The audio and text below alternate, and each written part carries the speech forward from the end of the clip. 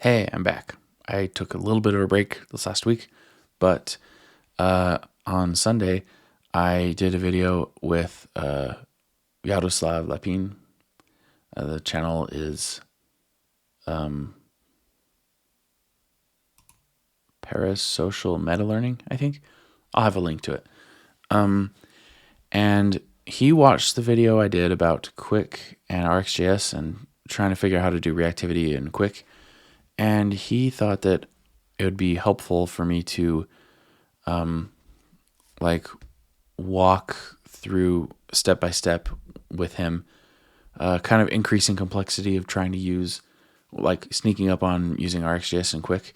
And that was a fun video. I learned some things, and yeah, I'll have a link to that as well.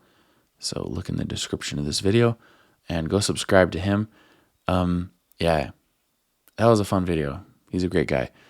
And yeah, so it got me thinking more about Qwik, but also the last 30 minutes. I was gonna like post my own clip from that video because I liked, like, it wasn't my first attempt at explaining why I like RxJS, like at a fundamental level, but it was probably my best attempt so far, and I want to work on getting better. So that's kind of a preview of some of the stuff I'll be doing in the future, just illustrating why reactivity is valuable. So it starts at 1 hour, 44 minutes, and like 6 seconds, I think, somewhere around there. And then if you watch from there to the end, you'll at least hear my attempt at persuading like viewers of the video to care about reactivity. So that's my favorite part of that video. Well, it's a favorite part of like what I was saying, but the most value I got was before that, because I'm going to be I'm writing an article right now. I'll give you like a preview of what this is, and I'll do a video about this too. But basically, I am looking at Qwik and RxJS again, and I'm going to try to figure out exactly when and where, like exactly how to use RxJS itself, and not just like a a hook version of it, but RxJS itself, and what the limitations would be. And you know what? I'm actually thinking that the limitations are completely acceptable, but I don't know. It's sort of like that article series I wrote, the progressive reactivity in Angular. I used that as a way to structure my thinking on StateAdapt's API. So I am not I'm not done thinking about Qwik and RxJS. I don't know what the conclusion is going to be.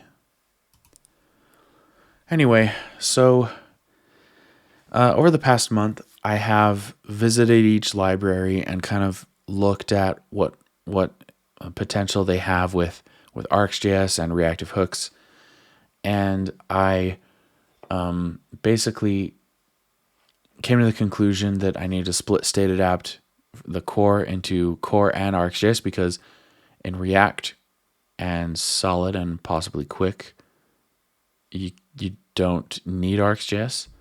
So it makes sense to split them out so you can still use the core library, although Qwik will probably end up needing its own core library as well. Anyway, so I wanted to see what I wanted to make sure that StateAdapt in its current form could end up supporting all of those libraries, all those frameworks. And once I realized that RxJS was not necessary or important in many of them, I split up that library, and I think that's going to be the last major change I make to StateAdapt. So 1.0 should be getting released somewhat soon. So I have a list of things to do before then. I need to create some core adapters I'm going to create a list adapter and like a Boolean adapter, things that you can reuse and like extend. But what I'm going to do is I'm going to create a bunch of videos of actual projects and convert them to StateAdapt and come up with adapters as I need them. I was kind of avoiding that last time I went through a bunch of NGRX projects, but that's going to be one of the main focuses now because I would like to release some with StateAdapt 1.0. And it will give more exposure to StateAdapt as far as like problems and potential bugs. And I already did a bunch of projects, and so I'm pretty confident that there aren't bugs anymore. But it's not that big of a library, so I really hope that there's not anything left, any bugs left. So but I will use these projects. So I'm going to walk through. I'm going to find a bunch of examples in Angular. I wonder if I should do local state as well. But anyway, I'm going to go through each state management pattern or library, and I'm going to first improve it with stuff that I mentioned in my my post. Let me see. Like here, I like explain different tools you could create, and then in StackBlitz,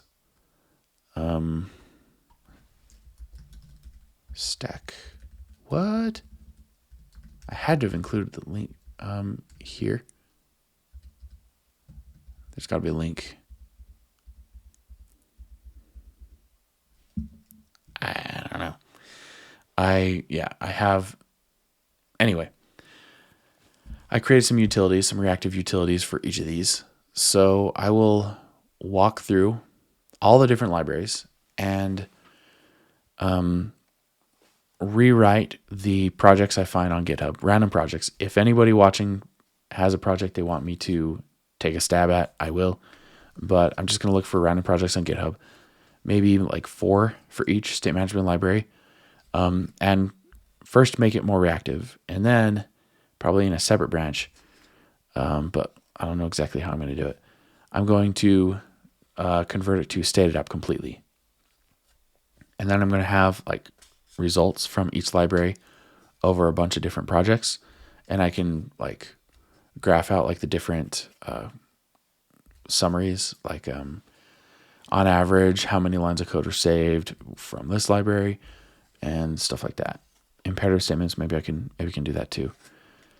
And then so that should probably, I don't know how long that's going to take, and my plans could change, but that could take maybe a month or two.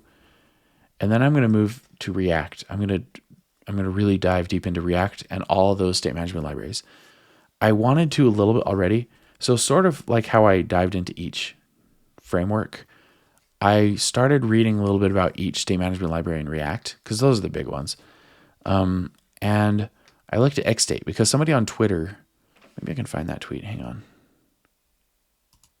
I didn't find that tweet, but I really liked this tweet.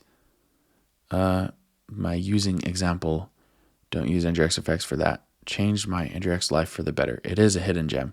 Built reactive ORM based on that idea. That makes me so happy. This was like the first evidence I had that somebody found use. I didn't really like this tweet. What is up with that? That's crazy. I guess I maybe thought that I would respond more. Like I would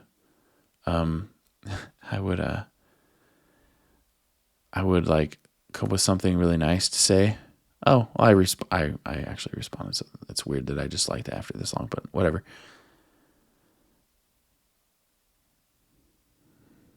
Cool, man. That makes me happy. Anyway, I'm gonna keep looking. Actually, while I'm here, I'm gonna share this.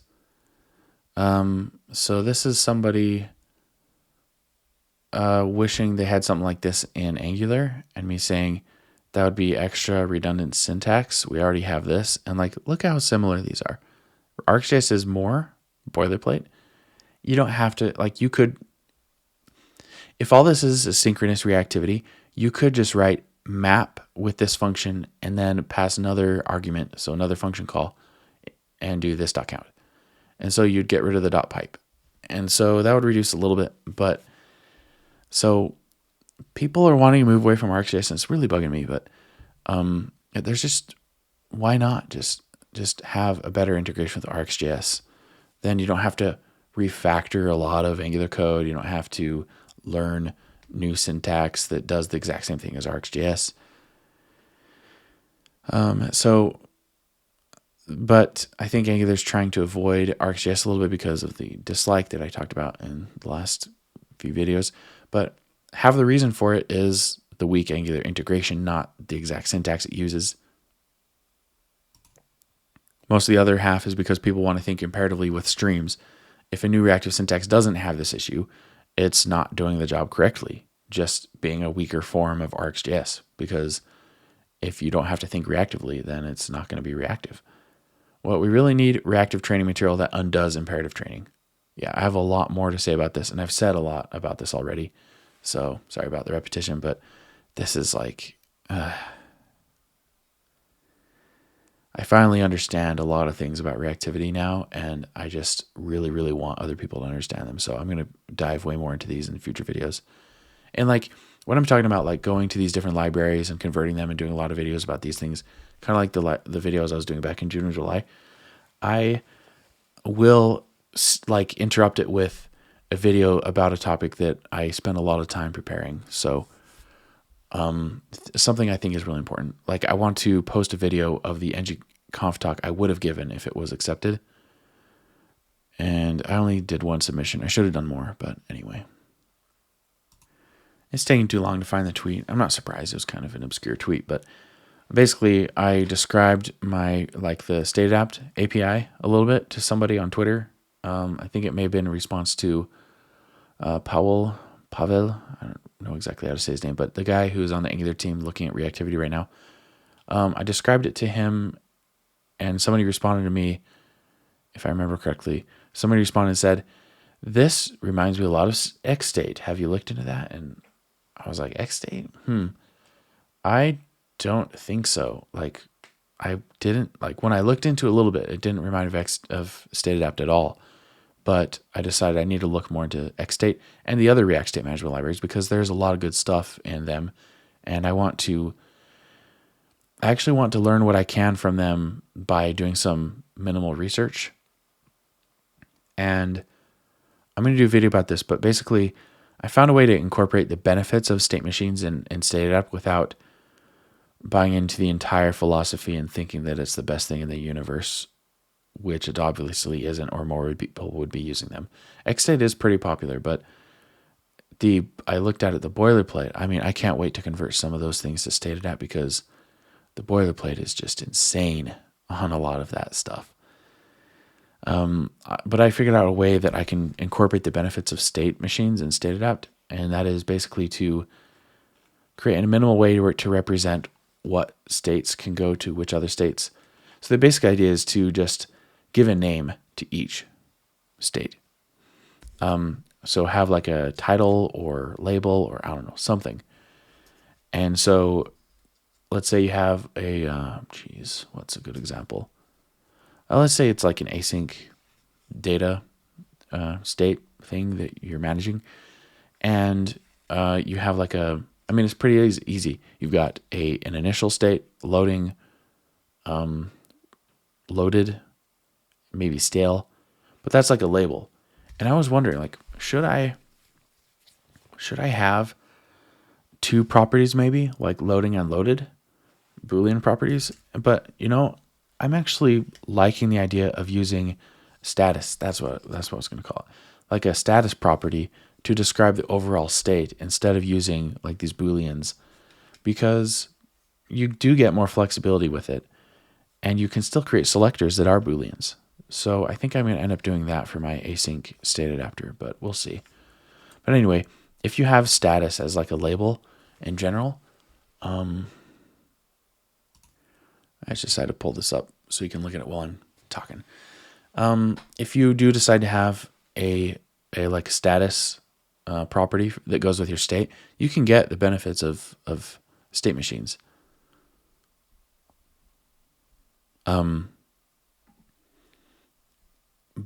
at least from like a high level perspective.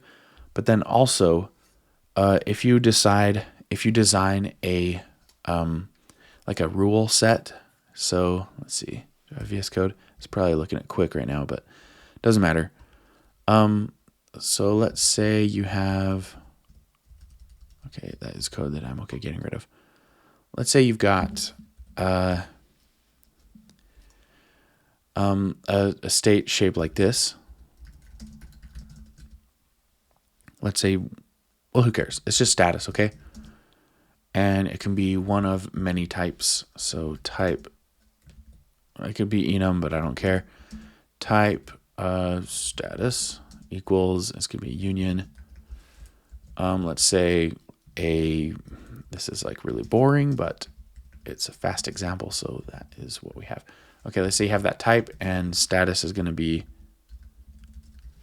one of those. What you can also do is, because here's the idea, you want the safety from the state machine. And so basically, what, like, the essence of what this is providing, if you look at the benefits people list of state machines and ignore the stupid ones, as in like the ones that aren't actually real benefits. Like I read one of them was like, if you do the code in the state machine, then you don't need to do it later. That's not a real benefit. Like, why should it be part of the state machine code instead of the other place? It doesn't say that. It just says if you do it, you don't have to do it later. Like that's not a reason. Anyway, but the essence of like the benefits, like the like the essential thing that you get from state machines is that what's possible is limited. And so you get a lot more safety. Like there are strong guardrails about what can happen. So you have a question, a bad event happens. What does that even mean? Anyway, so in each state, there's like specific states it can go to. So if you wanted to do it, you could do this. Let's see. Okay, this would be an object. This is the minimal way to describe. So if you're starting A, what can it go to? Let's say B and C. These are the rules. This is, let's say it can only go to C, and then C can only go to A. Okay? And if you take this, how do you use that? Like, what's the benefit of that? Well, it can be a function call. Just like I don't have the details worked out, but basically it can be a function call that creates a bunch of selectors based on this, and then you can have selectors that say what states given the current state, which, just being observable of what future states can be possible or what state changes are possible, and then you can use that to disable buttons or whatever. And this is like the most minimal way to incorporate the benefit of state machines. And this is the only benefit of state machines as far as I can tell. So yeah, I'm excited for integrating that into StateAdapt a little more. I mean, I don't think I need to do any integrations, but just some kind of utility that creates selectors based on these relationships and understanding that, actually, state changes. Yes, I think you'd have to define the adapter first and then process the adapter again, because then you know what state changes lead to what status, I think. I'm not sure. It'll be weird, but I'll figure it out. But anyway, but that's just XState. I want to look at other state management libraries too in React and incorporate more ideas into StateAdapt if they're like great.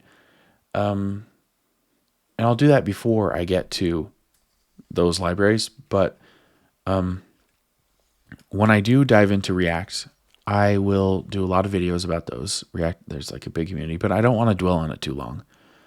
I will dwell on it enough to maybe see if there's like ways I can make them compatible so you can use them side by side like I've done with AngularX. and NGXS. But yeah, I really don't want to spend too much time on React because I don't believe that React is going to be around for more than 5 more years, maybe. I don't know. I just get a feeling that React is kind of really confident in their approach to everything, and the time where their approach is the best approach is ending. I think it's moving towards SolidJS and Qwik more. You know, you can have a different tool for every job, but sometimes you do just have things that do the same thing, and they are competitors by definition because they're substitutes. And I just see the new frameworks just doing a better job of understanding the holistic problem and the details a little better. React is old, actually. So anyway, but a lot of people use it, so I will spend some time on it. But anyway, next will be Svelte. Svelte, I will look at state management libraries in Svelte. I don't think there are many. And I think a lot of them are React libraries that were repurposed for Svelte. Same with Solid libraries, I think. So then I'll look at Svelte, do a bunch of projects, get a lot of experience with StateAdapt and Svelte, and then I'll do Solid, and then Qwik. And with each of these, I'm going to release official libraries for StateAdapt. And so, yeah, those are my plans. That's what I've been doing. And yeah, I'm looking forward to all of it. I wish I could get it all done in like a week, but it's going to take months. And I might start doing videos about like interactions I have on Twitter or reaction videos from other people, like Ryan Carniato. He did a couple of really long videos recently, and I wrote some comments responding to those videos, and I really like his videos, and I feel like in some places I described things in a way that was different than he did, and it might be a good like another thing that would help people understand. So yeah, I just pulled them up. I'll just talk about them now. This is weird. They're in a weird order, but anyway, so around 2 minutes 17 seconds. He's talking about lifecycle hooks. This is the video. It's called React, the most prolific JavaScript framework. Look at this, over 5 hours. But I watched the whole thing, and I learned a lot. I loved it. I don't know if I learned a lot as much as it like solidified, like it condensed a lot of things that I knew into a story that was really well presented. So that was awesome. But here's some comments I had. Components lifecycle hooks are only one example of async events across which reactivity enables co-location of state and logic. It's nice to treat all async events like this, which is why I love RxJS. Async reactivity allows the best separation of concerns. And then I edited it because I realized that since useEffect code can run after any state change in the dependency array, it enables reactivity for all async events. So I was being a little stupid when I said, oh, it's helpful for lifecycle events. Actually, no, it's helpful for all async events. That's why you don't need RxJS in React. You can achieve, okay, I'll explain it with more comments. It might be weird to call React hooks reactive, because React isn't really reactive, but hooks are. They are. The key is that you can call several use effects. So it's not limited by like ng on init or ng on changes. Since you can use several use effects, you can organize them by the state they manage. And so it's like they are part of the state. So the state itself is reacting organizationally. It's like the state itself is reacting to the use effect triggers. Even more so when you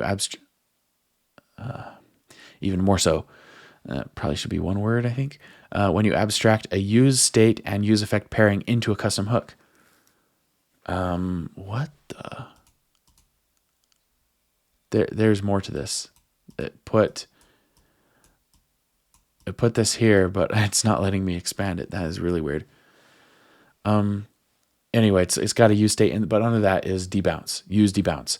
So basically, the custom hook abstracts away the pairing of use state and use effect, and that makes it reactive. Like you have an actual, like the way your code is written is reactive across an async delay. It's really great. So RxJS is not needed for async reactivity in Solid or React. You just need a bunch of custom hooks to handle common asynchronous relationships. And then I realized he talked about this more at 3 hours, 33 minutes, and 33 seconds, which is awesome. All the threes.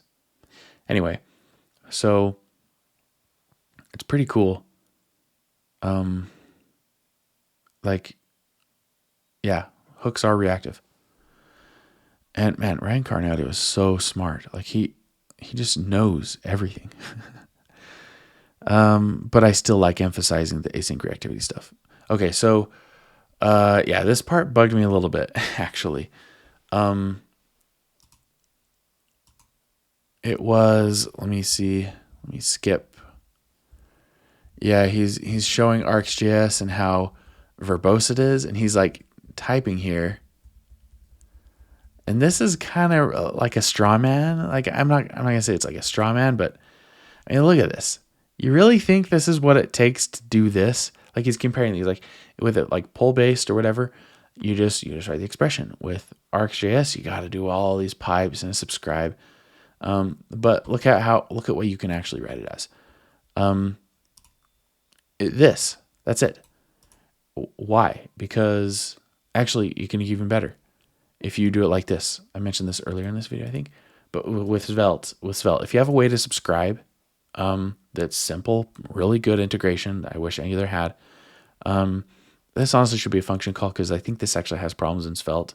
It kind of bugs me. But anyway, so you can define a derived value just like that. That is not really worse than Solid. Like it's not as great because with Solid you can just have count parentheses times 2 minus 2. So it's maybe, I don't know, twice as many characters. But this isn't that bad. And the cool thing is you can also throw in any async operator you want. So that's the benefit. So don't subscribe. You like everything should be declarative with RxJS. And that's the point. Like I remember when I first learned RxJS, it was like unsettling to me that they're like, you've got this thing, but nothing might happen. Like it might be that nothing happens because nothing's subscribing it. It like felt like, like something that needed to happen that wasn't happening yet. And eventually I just realized all I need is to define an observable. It's a thing. Nothing needs to happen. It's a thing. If something needs to happen, something is going to use it. But it's a thing unto itself, so it doesn't need anything outside. Like it doesn't need subscription or anything like this. And then he said that, yeah, this whole thing about Angular exploring more reactivity, like I really recommend these videos. These are long, but they are worth it in my opinion. But he's saying like reactivity, Angular is adopting more reactivity. So, and then he's like, there was already an Angular 3, but I don't know. I'm going to call it Angular 3 because it's like the next evolution of Angular. But then, yeah, I wrote this comment right before somebody commented in his live stream that they skipped 3. They went straight from 2 to 4. And he thought that was funny. Yeah. And then last comments I made. Let's see. And I apologize because I have so many come on, this is getting ridiculous. Hang on. I got to see the whole comment. Yeah, YouTube needs to add a window size event listener. Okay. Right. What can be derived should be derived. Oh man, this was, when I heard him say this, I was like, that summarizes reactive programming. Like it summarizes consistent state. It's beautiful, but But it's just another way of saying everything should be reactive. And at first you might think it applies just to simple synchronous derived state, but it's much more powerful than that. It's like a train car falling off a cliff and pulling everything off with it. You think it's a simple rule, but the more you get used to it, the more you'll see is actually derivable. Ultimately, everything is derived from events. I can't see a reason everything will end up being declarative expressions of what they depend on, both synchronously and asynchronously, chaining all the way up to event sources. And he hearted this because one thing that bugs me about Solid is it sort of neglects to talk about async dependencies between state. And it's very imperative focused still, with a lot of the ways like the examples and stuff. But you can create custom signals or whatever, custom computed, whatever they're called, that, just like you can create a custom React hook. Or you can just use RxJS and convert it into a signal. Like there are multiple ways of doing this in Solid, and it's awesome. It will eventually get more and more that way. Yeah. And then this was a stupid comment, so I'm not going to talk about it. I don't like highlighting my stupid moments. Right here. And okay, so here's the other video that I've been watching. I'm only halfway through it, but it's another long one. But components are pure overhead. Man, Ryan Carniato is so smart. Okay, so I made a bunch of comments. PTSD, yes, watch this. And we're going back to Angular days, right? That's the idea here. I'm going to be like, there's this thing in here, and it's called scope. Oh no, scope. Yeah, Angular scope. Yeah, that gave me PTSD. That triggered PTSD. Oh my gosh, scope was a mess. So anyway, so yeah, these notifications were from this video apparently. So controller is just another way of saying imperative code container. It's controlling things. It controls, commands, defines scattered state. Modern React and other libraries still have a bunch of tiny controllers called event handlers. Eventually, it will all be unidirectional or reactive. And that's kind of what Redux could have been. I need to dive more into Redux. I'm looking forward to that. But anyway, yeah. Over time, it'll get easier and clearer how to code reactively, and people are going to love it. It's not going to be this awkward thing where they're all like many different terms that actually mean the same thing, but in different places. And then there's like weird resistance because people aren't sure if something is absolutely better or worse, or if it's their own experience that makes it different. I think it's going to be pretty obvious the benefits of reactive code in the long run, and that imperative code is okay. And like if you're doing something quick or you're doing something really innovative, and you just have to think through it, like you don't have time to think through it reactively. You got to just make things happen, however is necessary. Oh, he didn't like this comment. Anyway, people are gonna get used to it, but yeah, listen to this. This is, gosh. Let's do this. Let's make our list.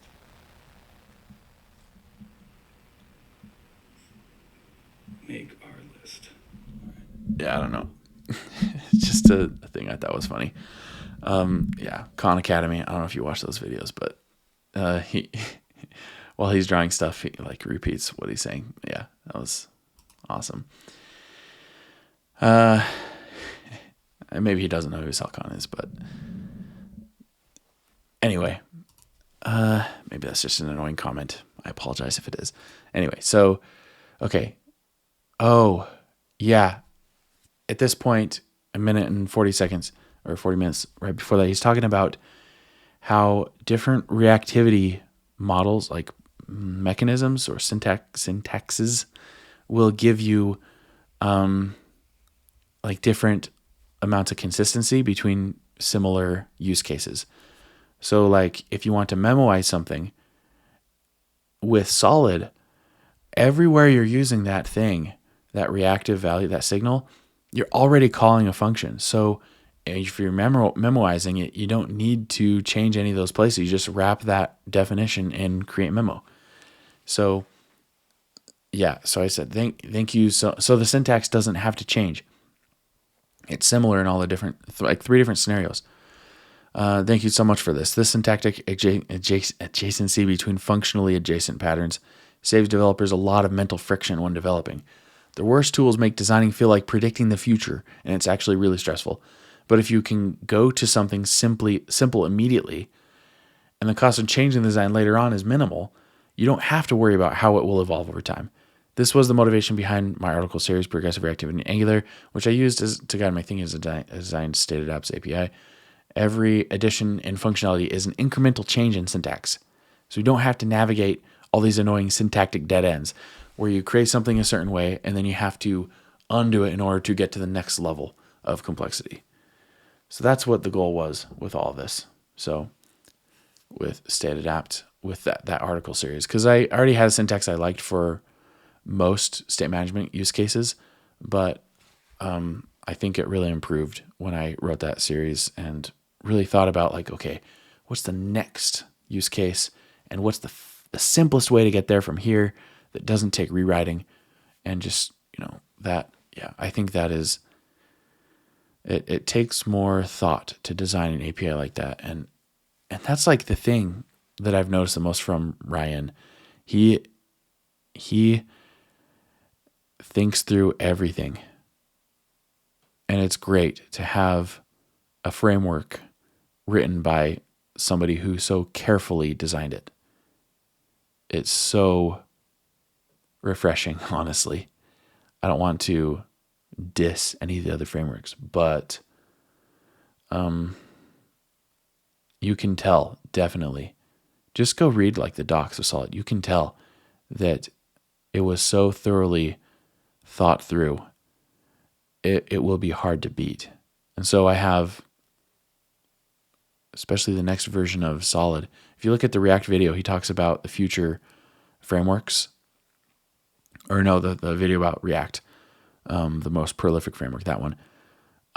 He talks about the future, and I think Solid is going to be influenced by Qwik, as Qwik will be influenced by Solid. And when I was talking to Yaroslav,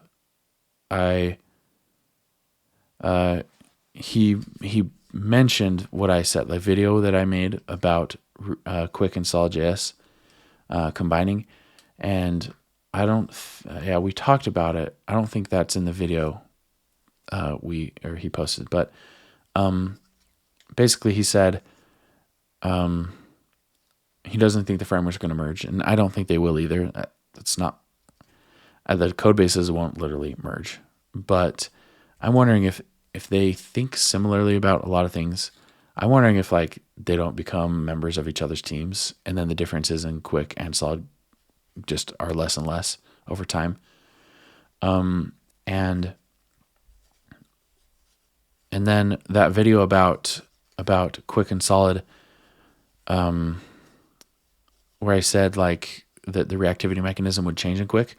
The reason I said that, technically what Mishko said in the JavaScript Israel talk was that the rendering is what they'd take from Solid. What I understood that to mean was the fine-grained aspect of it, the relatively fine-grained aspect of it. And if that changes, then the reactive model has to change too. So that's why I was thinking about that, because right now, like any change in state is going to cause the whole component to re-render. If it doesn't, then it's going to become more like Solid, where it's kind of permanent, and then small pieces re-render, and so more fine-grained. And so if this reactive mechanism has to change anyway, and if Ryan Carniato thinks that Solid can become resumable, which he mentioned, and he wants to, so that's how Qwik is influencing Solid, then I see that something like signals might pop up in Qwik, and serialization, like resumability, will end up in Solid, and They will still be different frameworks, but I do see that reactive mechanism changing in Qwik. That's my prediction. It will change.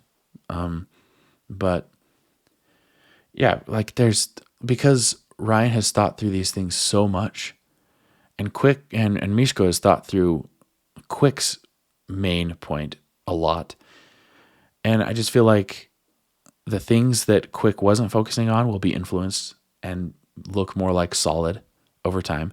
And the things in Solid, well, that Qwik focused on, like it's going to adopt resumability. Qwik is already like, it's difficult to change Qwik because of how optimized it is and how thoroughly it was thought through and designed. So anyway, so yeah, I am excited about the future of all these things. And I'm so glad I get to have the time right now, all the free time I have. I'm not working on any projects for Hero Devs right now. And it's just so nice to be able to take this time to work on StateAdapt and look at all these frameworks and look at the future of web development. It looks so exciting, like the frameworks and these things. Like, things were boring for a while. Things between 2017 and I would say this year, for me personally, things kind of didn't change.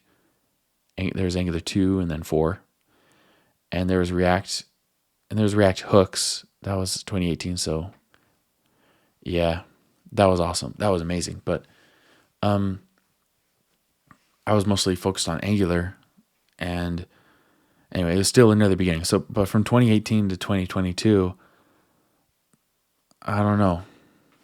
I just saw things get like more solidified. Angular got like the Jamstack type thing. Things just kind of evolved in the same direction it seemed like they were going already. And I feel like still developers' opinions are kind of like, well, not much is happening. But when you look under the surface, if you just go on Twitter for a bit, you'll see Angular's redesigning reactivity. Solid and Qwik are gaining attention. I don't really know what React is doing. Server components, something like that. And yeah, Ryan did say that is quite a big shift. So there are a lot of things that are changing now, and we're about to enter a new era of JavaScript fatigue. That's going to be awesome. I'm excited. I just don't, we're so far from reactivity with minimal syntax in most frameworks that it just bugs me. And there's so many equivalent things that redundant, like template pipes in Angular are so pointless. They're so pointless. I know people worked on it, and I'm here sitting here just discarding it with one statement, like, oh, pipes are trash. But that's okay. Like in the end, not everything's gonna be eternal. And pipes are weak compared to RxJS. They put more stuff in the template. They aren't as efficient, like the way they memoize, the way they reuse values. It's not as efficient. It doesn't scale as well. It's this giant syntactic dead end. Don't do it. Don't use pipes ever, unless it's already built in with Angular and it takes no investment. But I see a lot of these, this is kind of similar in AngularJS. There were a lot of different models for updating things. They had their own event system. And then Angular 2, they just threw out like 2/3 of it. I think there's going to be another pruning time period coming up. Like we're seeing proliferation of all kinds of stuff. But in I would say 2 to 4 years, there's going to be a lot of pruning. People are going to see that there's a lot of redundant ways of doing things. Best practices will emerge, and will be at a new level of frameworks and APIs for frameworks that have existed. Sort of like hooks, how they kind of just replaced class components. It'll be like that. There'll be new for the general ecosystem. And I think yeah, Solid and Qwik are going to win big. And I tried to get enthusiastic about Marco, but I went to the website and it just was not. I didn't like their website. It was not designed well in my opinion. And it seemed, you could tell it was an old framework. And I wasn't sure about the TypeScript. Like I couldn't find any TypeScript support anywhere. That was a little while ago. Maybe like things are hopefully changing, but so I mean, Marco sounds like at the same time this idealist, like this just totally ideal framework, and at the same time ancient, old, annoying technology. It's very weird. So who knows what will happen with that? And, you know, DSLs, like the DSL is so specific, it seems, that I don't know if developers are going to love it. So that's a huge open question, and I still need to analyze it. That will be hour 12 of my 3 Ryan Carniato video series that I'm watching. Yeah. Apparently, the new API they have it's like allows you to like put code, like co-locate logic a lot better, but I'll have to see. Anyway, so that's the past and future of what I care about right now. And yeah. So next thing is this article, and there will be a YouTube video to go with it. So yeah. I have interesting things to say about this, I think. I'll probably go into more detail than anybody cares to really focus on. But yeah, I'll finally be done with this, figure out exactly what RxJS roles can be, RxJS's role can be, and then I will get to my StateAdapt conversion projects. So, but actually not long after this, I'm also going to have another article about boilerplate in Angular and the true cost of boilerplate. It's going to be a fun article to write. Some things I've wanted to say for a long time, but they were all kind of disparate ideas, and I just want, like, now I have like one theme to say all of it in. So I am excited for that. And I'll do a video about it, of course, as well. All right, thanks for watching. I will see you next time. Goodbye.